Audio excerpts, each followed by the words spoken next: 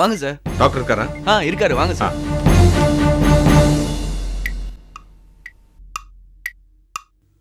உட்காருங்க sir. Thank you sir. உங்களை பார்க்க கெஸ்ட் வந்திருக்காங்க. வாங்க கண்ணன், வாங்க. Hello doctor. போன வாரம் வந்தேன், நீங்க டெல்லிக்கு போயிருக்கிறதா சொன்னாங்க. ஆமா, உட்காருங்க. கான்ஃபரன்ஸ்க்காக போயிருந்தேன். அப்புறம் என்ன விஷயம் சொல்லுங்க. சார், கண்ணப்பனை பத்தி கொஞ்சம் டீடைல்ஸ் வேணும். ஆமா, என்ன திடீர்னு அவரை பத்தி கேக்குறீங்க? டாக்டர், எனக்கு என்னமோ கண்ணப்பன் ஒரு இம்மாரலான மனுஷனாவே தெரியுறாரு. புரியலையே. அவரால் எங்க ஃபேமிலிக்கு ஏதாவது அசம்பாவிதம் நடந்துடுமான்னு எனக்கு பயமா இருக்கு. அவரோட நடவடிக்கை தான் எனக்கு இந்த சந்தேகத்தை கொடுக்குது. அவரை எப்போ பாத்தீங்க? அப்பப்போ அவரை சந்திக்கிறதெல்லாம் எதேச்சியா நடக்கிற மாதிரி இருக்கும். ஆனா யோசிச்சு பார்த்தா அப்படி இல்லை. நீங்க சமீபமா எப்போ அவரை சந்திச்சீங்க டாக்டர்? இல்ல கண்ணன், போன் கான்டாக்ட் கூட கிடையாது. எனக்கும் அவரு புதுரா தான் தெரிகிறாரு. அரவிந்த் கிருஷ்ணான்னு அவருக்கு ஒரு பையன். இத்தனை வருஷமா அவர் பிரிஞ்சிருந்தோம். இப்போ அவன் தான் அடையாளம் தெரிஞ்சதுக்கு அப்புறம் தன்னை வெளிக்காட்டிக்காம இருக்காரு.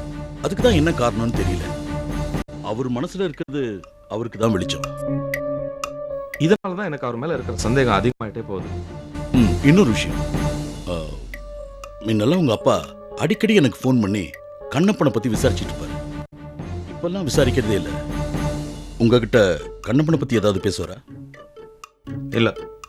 எனக்கு என்னமோ அவங்க ரெண்டு பேருக்குள்ள ஏதோ ஒரு பிரச்சனை பெரிய அளவுல நடந்திருக்கிற மாதிரி என் மனசுக்கு படுது. அதுல பெரிய அளவுல கண்ணப்பன் பாதிக்கப்பட்டிருக்காரு. டாக்டர்? ஆமா கண்ணன், கண்ணப்பன் பெரிய அளவுல பாதிக்கப்பட்டது நம்பிக்கை துரோகத்தால் தான். அந்த துரோகத்தை எங்க அப்பா பண்ணிருக்கான்னு சொல்றீங்களா? தீர்மானமா சொல்லல, இருக்கலான்னு யூகம் தான். சான்ஸே கிடையாது டாக்டர். எங்க எல்லாரையும் விட எங்க அப்பாவுக்கு கண்ணப்பன் மேலதான் பிரியம் அதிகம். நட்புக்கு துரோகம் பண்ற ஆளு எங்க அப்பா கிடையாது. அதுவும் சரிதான். ஆனா கண்ணப்பனுக்கு உங்க அப்பாவை தவிர இங்க வேண்டப்பட்டவங்க யாருமே இல்லையே கண்ணன். இப்போ கண்ணப்பனால உங்க ஃபேமிலிக்கு ஆபத்து வரும்னு சந்தேகப்படுறீங்க.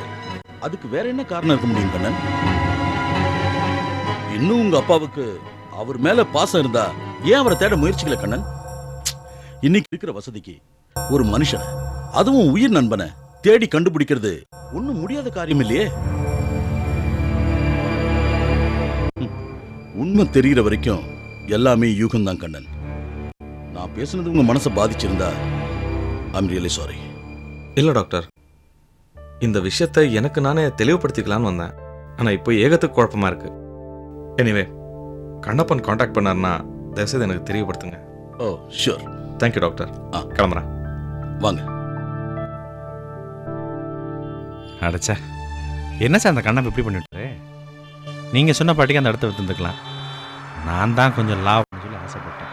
ஒன்று செய்யுமா, வாங்கின அட்வான்ஸாக அந்த கண்ணப்பனுக்கு திருப்பி கொடுத்துட்டு நீங்கள் சொன்ன பாட்டிக்கு அந்த இடத்த முடிச்சிட்டா? கொஞ்சம் பொறுமையாக இருங்க ராமச்சந்திரன். அவர் ஒரு பிஸ்னஸ் மேன். அவசரத்துக்கு பணம் புரட்ட முடியாமல் இருக்கலாம். நம்ம கெட்ட நேரத்துலையும் ஒரு நல்ல நேரம் இருக்குது. இந்த டாக்குமெண்ட்ஸை நம்மக்கிட்ட கொடுத்து விற்க சொல்லியிருக்காரு. என்ன சார் நல்ல நேரம்? இப்போ நமக்கு ரெட்டை விலையாக போச்சு. இப்போ முதல் நமக்கு பவர் ஆஃப் அட்டர்னி போட்ட நிலத்தை விற்கணும். அப்போ தான் போட்ட பணம் திரும்ப கிடைக்கும். நீங்கள் சொன்ன மாதிரி வேலை 2 தான், ஆனால் லாபமும் 2 தானே? எப்படி சார் சொல்கிறீங்க? உதாரணத்துக்கு சொல்கிறேன் ராமச்சந்திரன். இப்போ கண்ணப்பன் கொடுத்த இடத்த விற்று கொடுத்தோன்னா வாங்குறவங்க கிட்டேருந்து 1%, விற்கிறவங்க கிட்டேருந்து 2% கமிஷனும் கிடைக்கும். இதில் இன்னொரு ப்ளஸ் பாயிண்ட் என்னென்னா, நம்ம இதுக்காக அலைய போகிறதும் இல்லை. கண்ணப்பன் நம்ம இடத்த 25 லட்சத்துக்கு வாங்குறேன்னு சொல்லியிருக்காரு. அதனால இந்த டீலிங்கை கரெக்டாக முடிச்சிட்டோன்னா ஒரு 5 லட்ச ரூபா கிடைக்கும்ல. சார் நீங்கள் சொல்கிற கணக்கெல்லாம் கரெக்டாக தான் சார் இருக்குது. ஆனால் நாள் கம்மியாக இருக்கே. கஷ்டப்பட்டு அலைஞ்சாவது கஸ்டமரை தேடுவோம். உங்களுக்கு இந்த தொழிலில் நல்ல அனுபவம் இருக்குது. நீங்கள் கஸ்டமரை காட்டுங்க. அவங்கக்கிட்ட பேசி கன்வின்ஸ் பண்ண வேண்டியது என்னுடைய வேலை. சார் நான் ரோடாக சுற்றி தெரிஞ்சு சின்ன அளவில் அந்த தொழில் பண்ணுறேன். திடீர்னு இவ்வளோ பெரிய அமௌண்ட்டுக்கு ஒரு பார்ட்டியை பிடிக்கிறங்கிறது இவ்வளோ சாதாரணமான விஷயம் இல்லை சார். அப்புறம் என் ஃப்ரெண்டு முரளின்னு ஒருத்தர் இருக்கான். அவன் ஆஃபீஸ்லாம் போட்டு இந்த தொழிலை பிரமாதமாக பண்ணிகிட்டு இருக்கான். அவனை போய் பார்த்தோன்னா இதுக்கு ஒரு நல்ல பார்ட்டி கிடைக்கும்னு நினைக்கிறேன் சார். ஏன் ராமச்சந்திரன், நாமளே இதை பண்ணலாமே? பண்ணலாம், ஆனால் கொஞ்சம் நாளாகுமே சார். ஏன் சார் யோசிக்கிறீங்க? அவன் ரொம்ப நல்லவன் சார். இல்லை, வர்ற கமிஷனில் உங்கள் ஃப்ரெண்டுக்கும் ஷேர் கொடுக்கணும்ல, அதான் யோசிக்கிறேன்.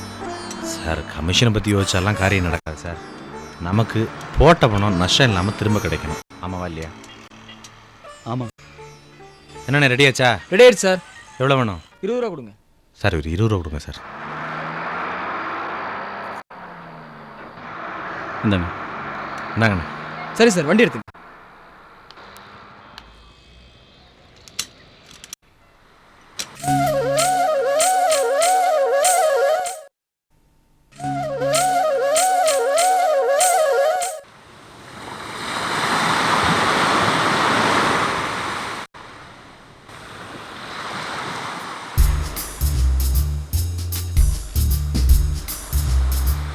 அட வாங்க.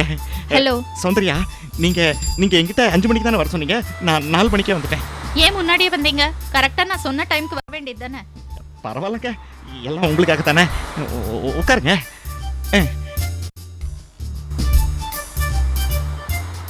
சரி, நான் சொன்ன மாதிரி அந்த லெட்டரை லாக்கர்ல வச்சிட்டீங்களா? அதெல்லாம் எப்போ வச்சாச்சுங்க. உங்களுக்கு எப்போ வேணுமோ சொல்லுங்க, நான் எடுத்து தரேன். ஓகே, ரொம்ப தேங்க்ஸ். தேங்க்ஸா? அது நீங்க போய் சொல்லிக்கிட்டு நான் தான் உங்களுக்கு சொல்லணும். எதுக்கு? பின்ன என்னங்க, உங்களுக்கு உதவி செய்யறதுக்கு ஒரு வாய்ப்பு கொடுத்தீங்களே, அதுக்கு தான்.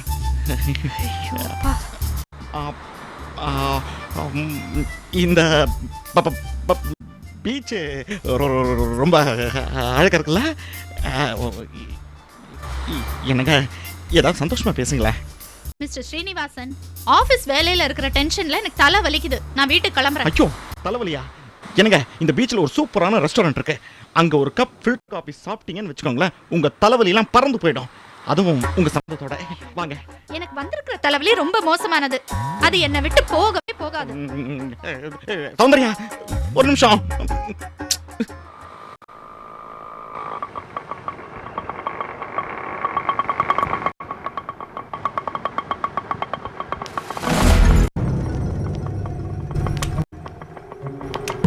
எவ்வளோப்பா?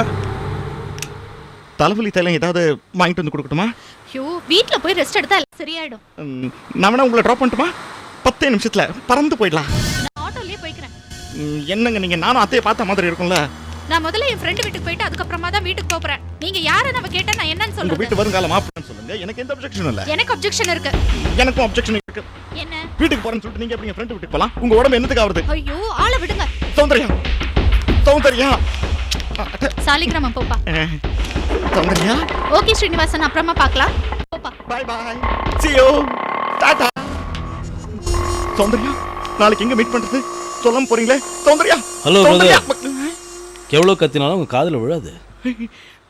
மாமா, நீங்க எங்க மாமா இங்க? நான் பிசினஸ் விஷயமா அடிக்கணும் வந்துட்டு போறேன். ஆமா சரி, நீங்க எப்படி? அக்கா சௌரியமா இருக்காங்களா? சௌக்கியமா இருக்காங்க மாமா. மாமா, உங்களுக்கு ஒரு விஷயம் தெரியுமா? எனக்கு கல்யாணம் ஆக போகுது மாமா. பொண்ணு கூட பார்த்துட்டாங்க. இப்போ ஆட்டோவில் போனால அந்த பொண்ணு தானே? எப்படி எப்படி கரெக்டாக சொன்னீங்க? உங்க அசடு வழிகிற மூஞ்சியை பார்த்தாலே தெரியுது மாப்பிள்ள.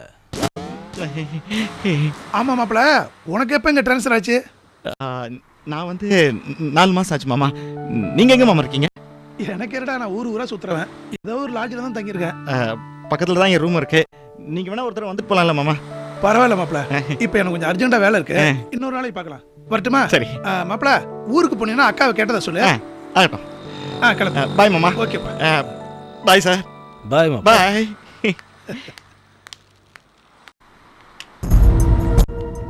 யார் பார்த்த அந்த பையன்? எங்க அக்கா பையன், பேர் சீனிவாசன். சௌந்தர்யா கிட்ட பேசிட்டு இருக்கா. கேட்டா அவ்வளோதான், கல்யாணம் பண்ணிக்க போறேங்கிறா.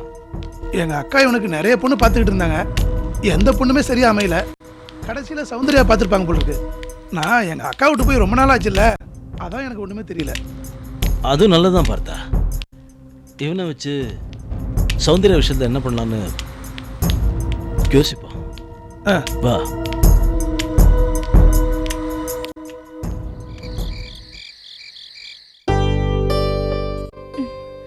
இந்தாங்க மன்னி.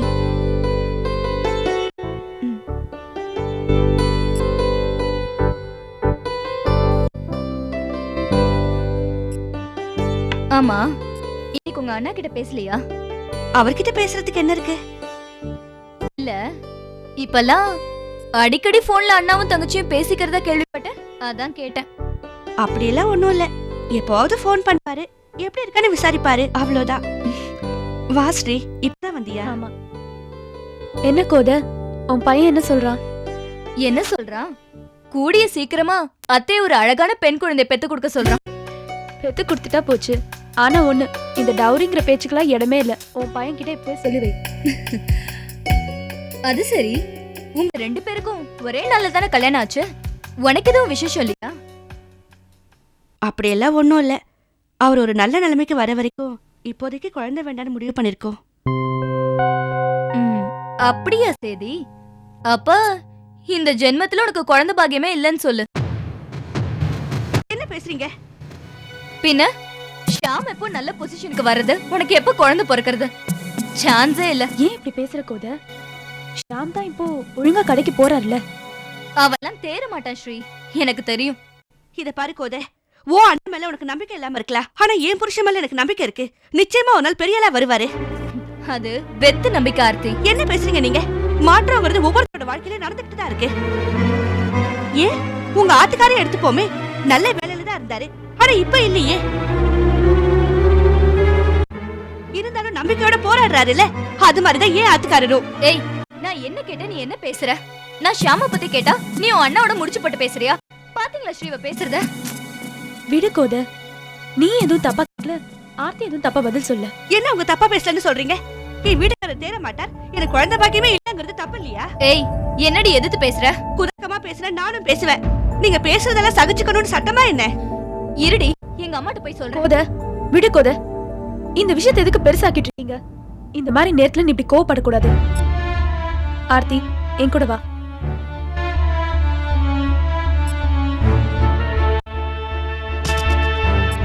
நில்ல ஆர்த்தி, கோதையோட குணத்தை பத்தி தான் உனக்கு தெரியும்ல, அப்புறம் எதுக்கு இப்படி வாயாடுற? இல்ல ஸ்ரீ, அம்மாவுக்கு பொண்ணுக்கும் எனக்கு கண்டாலே இலக்கரமா போச்சு. எத்தனை நாள் தான் சகிச்சிட்டு இருக்கிறது நானும்? சரி விடு, யார் சொல்லியும் யாரும் குறைஞ்சு போயிட போறது இல்ல. உன் புருஷன் ஒரு நாளைக்கு நல்ல நிலைமைக்கு வருவாரு, அது வரைக்கும் கொஞ்சம் பொறுமையா இரு. வா.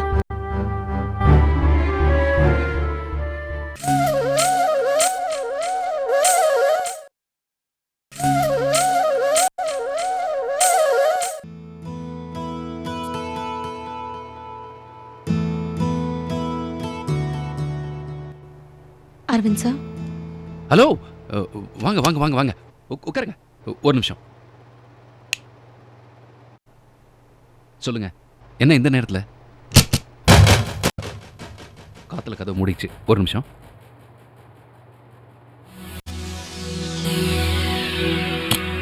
அண்ணா அண்ணி வீட்டில் இல்லையா? 9 மணிக்கு மேலே வந்திருக்கீங்க. நம்ம மனசு சுத்தம் தான், ஆனால் வெளியிலேருந்து பார்க்குறவங்க தப்பாக நினைக்கக்கூடாது இல்லையா? கதை திறந்தே இருக்கட்டும். சில சமயங்களில் மற்றவங்களுக்காகவும் நாம் வாழ வேண்டியிருக்கு. என்ன சொல்கிறீங்க? ஐயோ, நீங்கள் வந்த விஷயத்தை சொல்லுங்கள்.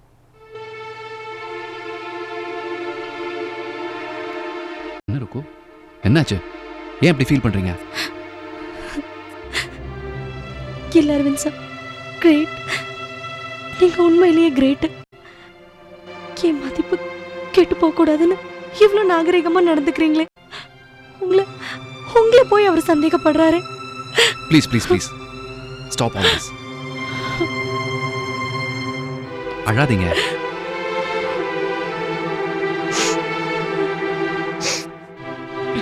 என்ன சந்தேகம்? என்ன சொல்ல வந்தீங்க? முதல்ல உங்க வாயால என்ன மன்னிச்சிட்டேன்னு ஒரு வார்த்தை சொல்லுங்க ப்ளீஸ்.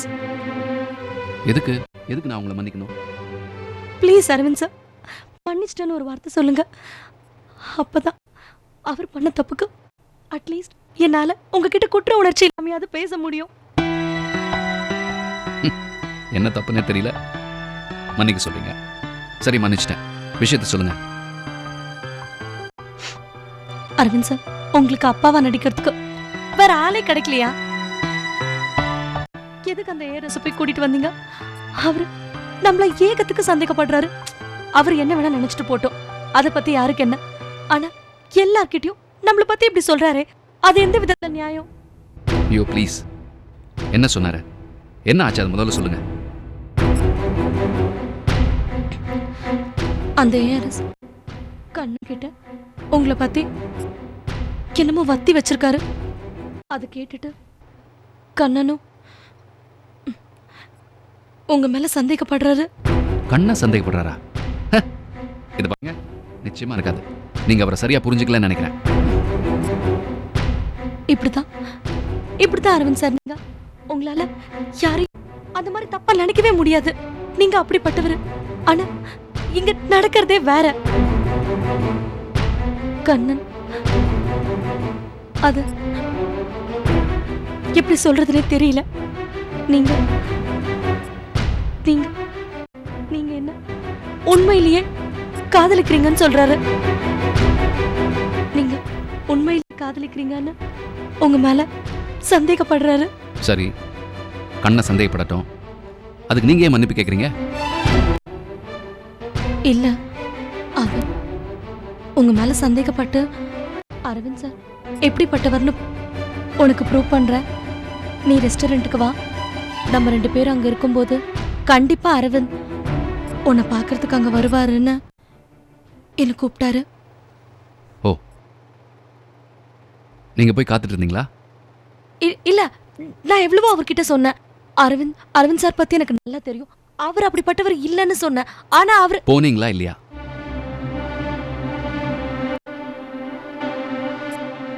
போனேன்.